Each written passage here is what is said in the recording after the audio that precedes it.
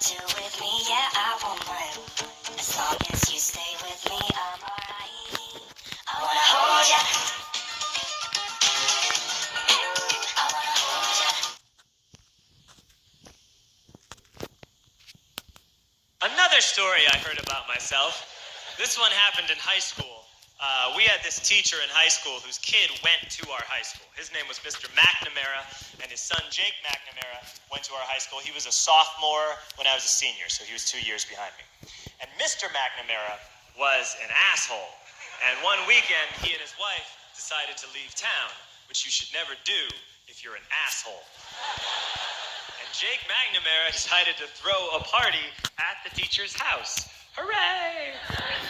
And everyone around town heard about it, and we all got up individually and thought, okay, let's go over there and destroy the place. I walked into this party. Everyone I had ever met was there, and everyone was drinking like it was the end of the world. People were drinking like it was the Civil War and a doctor was coming to saw our legs off. It was totally unsupervised. We were like dogs without horses. We were running wild. I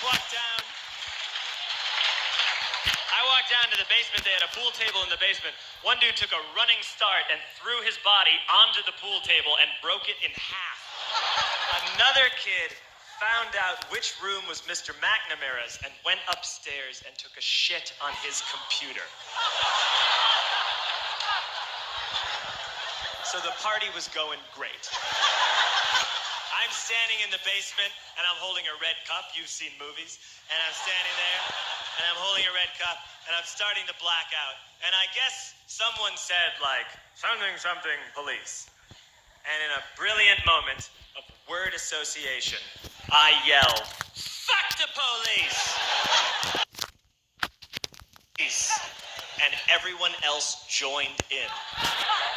100 drunk white children yelling, fuck the police. With the confidence of guys who have like already been to jail and aren't afraid of it anymore. You know that like, I serve my nickel, you come and take me confidence. But white children. The reason someone had said something police was because the police were there.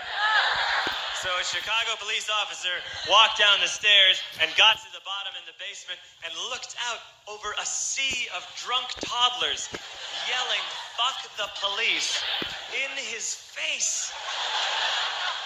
And he was almost impressed. He was like, wow. And then he leaned into his walkie-talkie and went, get the paddy wagon. And my friend John, who is now a father, this man now has a baby, he grabbed a 40, smashed it on the ground, and yelled, scatter! And everyone ran in a different direction. We all ran in different directions. It was like that scene in Ratatouille when the humans come in the kitchen and all the rats go in different ways. We all ran in different directions. I ran into the laundry room and I jumped up on the washing machine and I crawled out through a window into the backyard, and now I'm running through the backyard and there was this big chain link fence and I thought, I've never climbed a fence that high before. And then I woke up at home.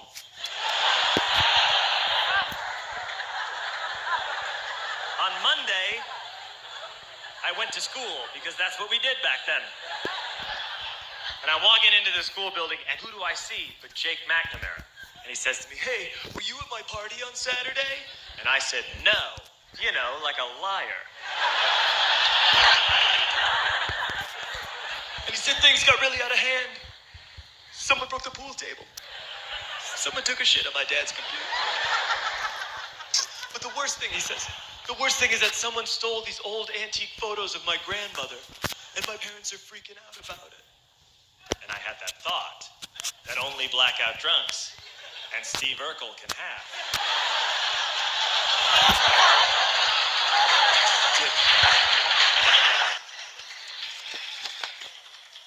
Did I do that? I figured no, I wouldn't have done that. But I was never sure until 2 years later. Relax. I'm playing video games with this kid named Alex that we also went to high school with. 2 years later, we've graduated by now. We're playing video games for a couple hours. And then Alex says to me, hey, come here, I want to show you something. And he takes me into his bedroom. And then he takes me into a side room off of his bedroom. never a good thing to have. He shows me a tiny room that is covered wall to wall in stolen antique photos from different people's parties over the years.